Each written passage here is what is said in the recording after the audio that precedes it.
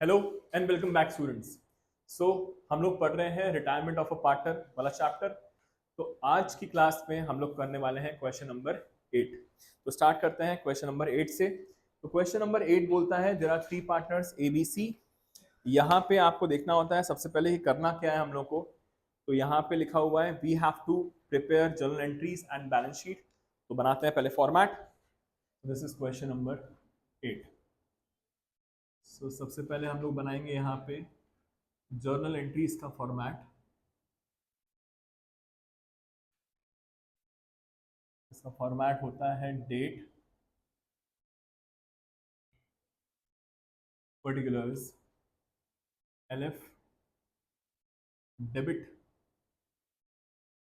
Credit. मैं एक और बना लेता हूँ फॉर्मेट जर्नल एंट्रीज का ही, हो सकता है और एंट्रीज लग जाए। तो date, particulars, LF, debit, credit and यहाँ बनना है हम लोग का बैलेंस शीट। तो ये आ जाएगा आपका यहाँ पर बैलेंस शीट का फॉर्मेट। अब यहाँ पे ए बी सी तीन पार्टनर्स हैं। ए रिटायर्ड ऑन 1st अप्रैल। तो एज एट 1st अप्रैल 2022। तो दिया जाएगी आपकी liabilities amount, assets and amount. ये बन गया आपका पूरा फॉर्मेट। स्टार्ट करते हैं क्वेश्चन नंबर 8। सो यहाँ लिखा हुआ है ए बी सी तीन पार्टनर्स हैं। 5:3:2 का रेशियो है। ए रिटायर हो गया है और क्वेश्चन में as such new ratio given है नहीं आपको। ठीक है, तो यहाँ पे ठीक है। तो ए रिटायर हो गया है। स्टार्ट करते हैं फर्स्ट पॉइंट से। तो फर्स्ट पॉइंट लिखा हुआ है a claim for workman arose to 40,000। जो आपका क्लेम आया है वर्कमैन कॉम्पनसेशन का वो आया है 40,000। तो इसके लिए पहले हम लोग को चेक करना पड़ता है कि हमारे पास रिजर्व वर्कमैन कॉम्पनसेशन रिजर्व है भी या नहीं है। तो क्वेश्चन में लायबिलिटीज में चेक करिए, yes we do have a workman compensation reserve of 1 lakh. हमारे पास WCR 1 लाख रखा हुआ है। सो यहाँ पे एंट्री होगी तो डेट आएगी आपकी 2022 जिस दिन ये सब कुछ हो रहा है। तो एंट्री होगी workmen's compensation reserve account debit to workmen's compensation claim account. अब यहाँ पे आपके पास 1 लाख गिवन है वर्कमैन कॉम्पनसेशन रिजर्व और आपका जो क्लेम आया है वो आया है 40,000 रुपीज का। तो 1 लाख में से 40,000 तो हम लोग क्लेम में ट्रांसफर कर देंगे। जितना बचेगा उतना बटेगा। ठीक है, वो बटेगा old partners old ratio. So it will be to A's capital account to B's capital account and to C's capital account. Okay, so आपके पास 60,000 का अमाउंट बचा हुआ है। तो 60,000 5:3:2 के रेशियो में। तो 60,000 divide by 10 6,000, 6 5 30, 6 3 18 and 6 2 12। Workman compensation reserve distributed. अब जितना क्लेम आता है उतना ही आपके बैलेंस शीट में अपीयर होगा लायबिलिटीज में। तो it will be workman's compensation claim. Workman's compensation claim हमारा 40,000 का क्लेम आ गया। तो 40,000 यहाँ पे अपीयर हो जाएगा। क्लियर? नेक्स्ट आगे बढ़ते हैं, नेक्स्ट पॉइंट पे आते हैं। नेक्स्ट पॉइंट बोलता है land is to be valued at 2,30,000। तो लैंड देखिए आपके पास 2 लाख की गिवन थी, अब इसकी वैल्यू 230 हो गई है। सो यहाँ पे हम लोग को हो जाएगा प्रॉफिट। तो प्रॉफिट होगा तो रीवैल्यूएशन के क्रेडिट साइड में जाएंगे। तो रीवैल्यूएशन के क्रेडिट साइड में जाने का मतलब है कि आप अपने रीवैल्यूएशन को क्रेडिट करोगे। तो यहाँ पे जो एंट्री हो जाएगी वो होगी land account debit to revaluation account. Okay, so यहाँ पे 30,000 आ जाएगा आपका।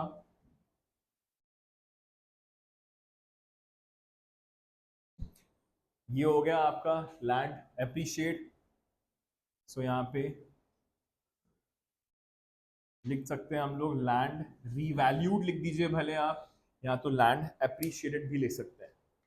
यहाँ पे आएंगे एसेट्स में, आपके पास लैंड गिवन था ऑलरेडी 2 लाख प्लस प्रॉफिट हो गया 30,000 का। तो अब जो वैल्यू आ गई है इसकी वो आ गई है 2,30,000। ओके, सो ये खत्म हो गया आपका सेकेंड पॉइंट। अब आते हैं थर्ड पॉइंट पे, machinery to be valued at 3,50,000। Machinery देखिए आपके पास गिवन थी 4 लाख की, अब इसकी वैल्यू बची है 350। तो there is a loss of 50,000। तो लॉस हो रहा है, तो रीवैल्यूएशन के डेबिट साइड में जाएगा ये। तो रीवैल्यूएशन के डेबिट साइड में जाने का मतलब है कि आपका रीवैल्यूएशन अकाउंट डेबिट हो जाएगा। तो ये होगा आपका revaluation account debit to machinery account. So there is a loss of 50,000. So यहाँ पे नरेशन आ जाएगा इसका, मशीनरी रीवैल्यूड। अब यही मशीनरी आपके बैलेंस शीट एसेट पे अपीयर हो जाएगी। सो मशीनरी आपके पास गिवन थी शायद 4 लाख की, 4 लाख से अब बची उसकी वैल्यू 350। तो यहाँ पे 4 लाख माइनस 50 का लॉस, तो 3,50,000 is the balancing figure. Okay, ठीक है। अब आते हैं नेक्स्ट पॉइंट। अब लास्ट पॉइंट थोड़ा सा इंपॉर्टेंट है। यहां लिखा हुआ है A will be paid through cheque 3 lakh and an unrecorded furniture of 20,000 in full settlement. तो यहाँ पे हम लोग चेक के थ्रू दे रहे हैं अमाउंट, वो तो कोई दिक्कत नहीं है, बट एक अनरिकॉर्डेड फर्नीचर दे रहे हैं हम लोग मिस्टर ए को, क्योंकि ए रिटायर हुआ है। यस, तो ए को फर्नीचर दिया जा रहा है बट वो रिकॉर्ड्स में नहीं है। तो पहले तो आप उसको रिकॉर्ड करेंगे, इसके बाद ही आप देंगे उसको। तो रिकॉर्ड करने का मतलब है कि हमको ये हो रहा है एक तरीके से प्रॉफिट। क्यों प्रॉफिट हो रहा है? क्योंकि हमारे पास फर्नीचर तो था पर हमारे बुक्स में नहीं था, जिसकी वैल्यू 20,000 रुपीज है। तो ये आप लिखेंगे अपने रीवैल्यूएशन में इनकम साइड, क्रेडिट साइड। तो इसकी जो एंट्री होगी वो होगी, पहले आप फर्नीचर को रिकॉर्ड करेंगे। So it will be furniture account debit to revaluation account. So यहाँ पे 20,000 रुपीज का फर्नीचर आप अपनी बुक्स में लेकर आ गए। तो यहाँ पे फर्नीचर नरेशन होगा फर्नीचर रिकॉर्डेड, क्योंकि आप इसको रिकॉर्ड कर रहे हैं फर्नीचर को। ओके, अब क्योंकि हमारे पास रिकॉर्ड में आ गया है फर्नीचर, देखिए बैलेंस शीट पे लिखना होना चाहिए। मैं लिख देता हूं यहाँ पे फर्नीचर। तो यहाँ पे हमारे पास फर्नीचर आ गया है 20,000 रुपीज का। अब यही फर्नीचर कौन लेके चला गया? ए लेके चला गया। तो यहाँ पे एंट्री होगी, नेक्स्ट एंट्री वुड बी 0104। तो ये एंट्री होगी आपकी A's capital account debit, because हम लोग ए को पे कर रहे हैं। So to A we are paying a cheque of 3 lakh. तो यहाँ पे आ जाएगा A's capital account debit to bank account and we are giving this furniture as well, तो टू फर्नीचर अकाउंट। सो यहाँ पे हम लोगों ने चेक के थ्रू पे किया है 3 लाख और फर्नीचर दिया है वर्थ ऑफ 20,000। तो ultimately A has been paid rupees 3,20,000।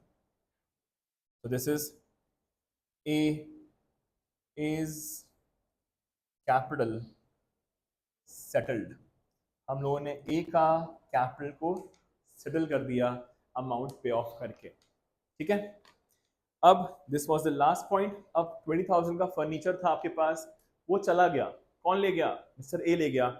तो यहाँ से फर्नीचर 20,000 का आया और चला भी गया, आपके पास फर्नीचर बचेगा 0। सो अब आपके पास फर्नीचर बचा है 0। क्लियर। अब हमारा नेक्स्ट काम होता है, जैसे ही हमारी एडिशनल इंफॉर्मेशन खत्म हो जाती है, next work is to close the that is empty the balance sheet. So यहाँ पे सबसे पहले आएंगे लायबिलिटीज में। लायबिलिटीज में कैपिटल्स गिवन है, तो कैपिटल्स अभी हम लोग छोड़ देंगे। नेक्स्ट बैंक लोन गिवन है, तो वो bank loan as it is आ जाएगा आपका। So this is bank loan आपके पास है 4 लाख का, तो ये आ गया 4 लाख। नेक्स्ट है क्रेडिटर्स, नेक्स्ट है आपके पास क्रेडिटर्स, ये है अगेन 4 लाख के। वर्कमैन कॉम्पनसेशन रिजर्व तो आप पहले ही बांट चुके थे, यहाँ पे कोई दिक्कत नहीं है। नेक्स्ट एडवर्टाइजमेंट सस्पेंस एसेट में गिवन है, this is your loss, this is your accumulated loss. तो ये राइट ऑफ होता है तीनों के रेशो में, तो 2022 0104। सो एंट्री होगी A's capital account debit, B's capital account debit, C's capital account debit to advertisement suspense account. So advertisement suspense जो आपके पास गिवन है that is of rupees 1 lakh, ये बटेगा आपके तीनों को बटेगा ऑन देयर ओल्ड रेशो। तो ये आ जाएगा आपका 50,000, 30,000 एंड 20,000। सो ये है आपका advertisement suspense return of. Advertisement suspense return of अभी बैलेंस शीट में अपीयर नहीं होगा। नेक्स्ट है आपके पास लैंड, कर लिया। बिल्डिंग हमारी एज इट इज आ जाएगी, सो बिल्डिंग हमारी एज इट इज आ जाएगी 3 लाख। नेक्स्ट मशीनरी हो गया। बैंक, ओके, तो यहाँ पे हम लोग लिख देते हैं बैंक हमारे पास गिवन था ऑलरेडी 4 लाख। अच्छा, यहाँ पे एक चीज हम लोग भूल गए थे, देखिए वहां पे जब हम लोगों ने बैंक के थ्रू पे किया तो यहाँ पे डुअल इफेक्ट होना चाहिए था इसका, तो लिख देते हैं माइनस एज कैपिटल। हम लोगों ने 3 लाख रुपए इसको बैंक के थ्रू पे कर दिया, चेक के थ्रू, तो ये आ गया आपका 1 लाख। ओके, अब आपके पास सी का कैपिटल गिवन है। तो अब हमारा नेक्स्ट जो काम होता है that is to close the revaluation account. क्योंकि हमारे पास रिवैल्यूएशन अकाउंट बना हुआ है नहीं, तो अब आएंगे हम लोग कहाँ पर, अब आएंगे हम लोग अपने वर्किंग नोट पे। तो मैं यहाँ पे इसको एज इट इज छोड़ देता हूँ, यही बना लेता हूँ working note. So working note number 1 यहाँ बनेगा आपका रिवैल्यूएशन अकाउंट का वर्किंग नोट। चेक करेंगे कितनी बार डेबिट हुआ है और कितनी बार क्रेडिट हुआ है। ओके, तो इस तरीके से रिवैल्यूएशन अकाउंट क्लोज करते हैं आप। तो रिवैल्यूएशन, ये रहा रिवैल्यूएशन, आपका क्रेडिट हुआ है पहले 30,000, तो रिवैल्यूएशन 30,000 से क्रेडिट हुआ है, तो ये आ गया 30,000 क्रेडिट में। नेक्स्ट आपका रिवैल्यूएशन डेबिट हुआ है 50,000 से, तो ये आ गया 50,000 से डेबिट। नेक्स्ट है आपका रिवैल्यूएशन क्रेडिट हुआ है 20,000 से, तो ये आ गया आपका 20,000 क्रेडिट। नेक्स्ट आपका रिवैल्यूएशन, बस इतना ही है रिवैल्यूएशन अकाउंट में। तो यहाँ पे तो दोनों ही साइड्स इक्वल आ गए। देखिए ए डेबिट भी आपका 50,000 आ गया और क्रेडिट साइड भी आपका 50,000 ही आ गया। तो इसका साफ मतलब ये है कि there is no profit no loss, यहाँ पे कोई भी प्रॉफिट लॉस नहीं हुआ है। आपका रिवैल्यूएशन अकाउंट ऑटोमेटिकली टैली हो गया। अगर आपका प्रॉफिट आता तो प्रॉफिट बांटने की एंट्री कर रहे होते हैं हम लोग, revaluation account debit to A's capital to B's capital to C's capital. अगर लॉस आता तो ABC2 रिवैल्यूएशन कर रहे होते हैं, पर यहाँ पे आपका रिवैल्यूएशन नील आ गया है, तो अब इसकी एंट्री नहीं होगी। क्लियर? नेक्स्ट, अब हम लोग यहीं पे बना लेते हैं दूसरा वर्किंग नोट। एक और बनेगा आपका दूसरा वर्किंग नोट, जो बनेगा वो बनेगा आपका पार्टनर्स कैपिटल अकाउंट का, क्योंकि इसके बाद हम लोग पार्टनर्स कैपिटल अकाउंट क्लोज करते हैं। तो A, B और C, ठीक है। सो यहाँ पे सबसे पहले लिखेंगे हम लोग के कैपिटल्स कितने गिवन थे ऑलरेडी। तो ये है आपके पास 3 लाख, B का भी है 3 लाख। यहाँ पे मेरे को C का दिख नहीं रहा था। अच्छा, C का गिवन है एसेट साइड में, मतलब कि एसेट साइड का मतलब होता है कि this is the negative capital, मतलब उसने ज्यादा विड्रॉ करके रखा हुआ है, उसने उतना इन्वेस्ट तो किया नहीं, उल्टा निकाल के रखा हुआ है। तो ये आएगा आपका नेगेटिव -1 लाख। समझिएगा, थोड़ा सा आतंकी क्वेश्चन है ये, चीजें कोशिश करी है मैंने मैक्सिमम चीजें डालने की। तो 3 लाख तो पॉजिटिव है, ये है नेगेटिव, तो लिख दिया मैंने इसको ब्रैकेट्स में। जितनी बार क्रेडिट होंगे उतनी बार प्लस होंगे, डेबिट होंगे तो माइनस होंगे। तो करते हैं यहाँ पे। तो यहाँ पे ABC आपने क्रेडिट किए हुए हैं तो प्लस हो जाएंगे ये। सो ये हो जाएगा 30,000, 18,000 एंड 12,000 से ये प्लस हो गए। नेक्स्ट है आपके पास ABC, ये रहा A -3,20,000, क्योंकि हम लोग A को 3,20,000 रुपीज पे कर चुके थे। इसके अलावा और कुछ बचा नहीं। अच्छा, यहाँ पे है ABC डेबिट हुए हैं तो -50, -50, -30, -20 और कुछ बस। अब निकाल लेते हैं इन लोगों की कैपिटल्स, A का, B का, C का। देखिए A तो एक रिटायरिंग पार्टनर है, ये समझिएगा बहुत ध्यान से। अब ये वाला पॉइंट अति इंपॉर्टेंट है। देखिए A एक रिटायरिंग पार्टनर है, A एक रिटायरिंग पार्टनर है जिसका अमाउंट आना चाहिए अल्टीमेटली 0, क्योंकि हम लोगों ने उसको फुल सेटलमेंट में पे ऑफ कर दिया है। कुछ भी अमाउंट देने के लिए बचा नहीं है, कुछ भी लोन नहीं है, पूरा पे कर दिया है। तो देखते हैं क्या ये 0 आ रहा है कि नहीं आ रहा।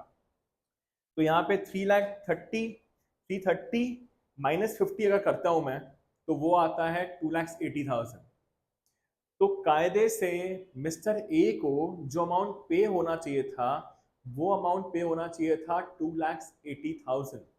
समझिएगा बहुत ध्यान से इस चीज को, अति इंपॉर्टेंट कॉन्सेप्ट है वाला। यहाँ पे 330 -50 आपको 2,80,000 पे करना चाहिए था, पर आपने पे कर दिया है 3,20,000।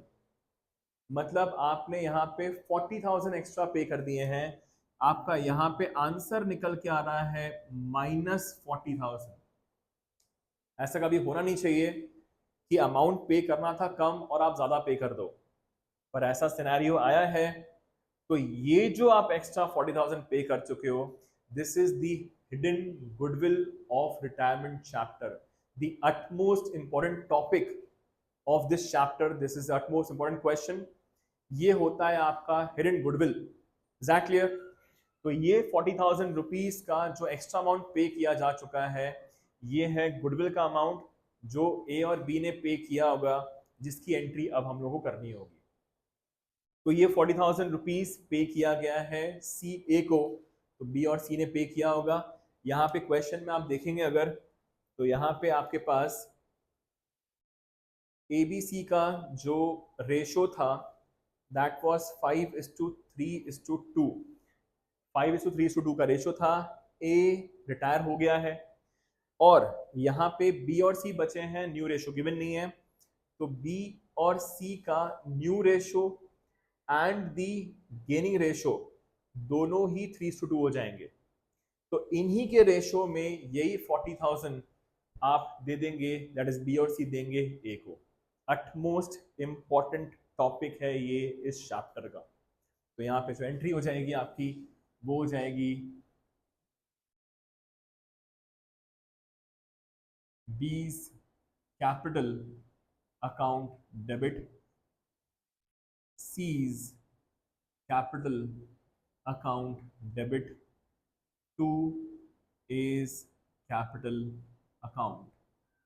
तो यहाँ पे ए को 40,000 रुपीज जो ज्यादा जा चुका है वो किस वजह से गया है, गुडविल की वजह से गया है वो। तो 3:2 में बटेगा तो ये आ जाएगा आपका 24,000 एंड 16,000 गुडविल्स शेयर एडजस्टेड या गिवन। तो ये 40,000 जैसे ही यहाँ पे क्रेडिट हो गया, तो मैंने बताया था डेबिट होता है तो माइनस, क्रेडिट होता है तो प्लस। तो ये 40,000 यहाँ पे प्लस होके अल्टीमेटली इसको आना चाहिए था जीरो, तो ये जीरो अब आ पाया। तो ये जो 40,000 रुपीज है ये हिडन गुडविल है, प्लीज याद रखेंगे आप। अगर आप रिटायरिंग पार्टनर को कोई भी अमाउंट एक्स्ट्रा पे करते हैं that amounts to hidden goodwill. Okay, अब ये जो यहाँ पे बी और सी डेबिट हो गए हैं तो ये अमाउंट्स आप बी में से माइनस कर लेंगे 24 एंड सी में से माइनस कर लेंगे 16,000। ओके, अब यहाँ पे आंसर निकाल लेते हैं हम लोग। तो 3 lakhs plus 18 318 minus 24 will give you 294 264। तो ये आ गया है आपका 2,64,000 बी का। सी का होगा 1 लाख, नेगेटिव तो ऑलरेडी था, 136 minus 12 136 124। ये आ गया है आपका आंसर फॉर योर सी। अब क्योंकि सी का नेगेटिव आया है तो ये जाएगा आपके एसेट साइड में, तो यहां लिखेंगे हम लोग सी इज कैपिटल, तो ये आ जाएगा 1,24,000 और बाकी लोगों के कैपिटल्स यहीं पे आएंगे। अब इस क्वेश्चन में कोई भी लोन एज सच नहीं है, सिर्फ बी के आएगा। बी का कैपिटल गिवन है, डायरेक्टली लिख देते हैं अपन लोग, बी इज कैपिटल 2,64,000। अब कर लेते हैं इसको टैली। ये होगा आपका 4 8 8 9 10 11,04,000 2 5 580 880 980 1080 1104। तो ये हो गया आपका टैली वाला क्वेश्चन। सो बड़ा ही इंपॉर्टेंट क्वेश्चन था। इसमें 3 चीज़ें आपने देखी हैं जो थोड़ी सी अलग थी। पहली चीज़ कि ज़रूरी नहीं है कि रिवैल्यूएशन अकाउंट में प्रॉफिट एंड लॉस आए, हो सकता है कि यहाँ पे नो प्रॉफिट नो लॉस हो जाए। एक चीज़, पहली चीज़ सीखी आपने इस चैप्टर इस क्वेश्चन में। दूसरी चीज़ आपने ये देखी कि यहाँ पे अगर आप कोई भी अमाउंट एक्स्ट्रा पे करते हो किसी भी रिटायरिंग पार्टनर को, तो उसका साफ मतलब है कि आप हिडन गुडविल, आप गुडविल का अमाउंट पे कर रहे हो, तो उसकी एंट्री होगी यहाँ पे अलग से, जिसकी कुछ इन्फॉर्मेशन गिवन नहीं थी। नेक्स्ट, तीसरी चीज आपने ये देखी कि जरूरी नहीं है कि बाकी 2 पार्टनर्स के कैपिटल्स लायबिलिटीज में ही आए, एक का एसेट साइड नेगेटिव भी आ सकता है। Is that clear? तो ये बड़ा ही इंपॉर्टेंट क्वेश्चन था। अब आते हैं नेक्स्ट क्वेश्चन नंबर 9।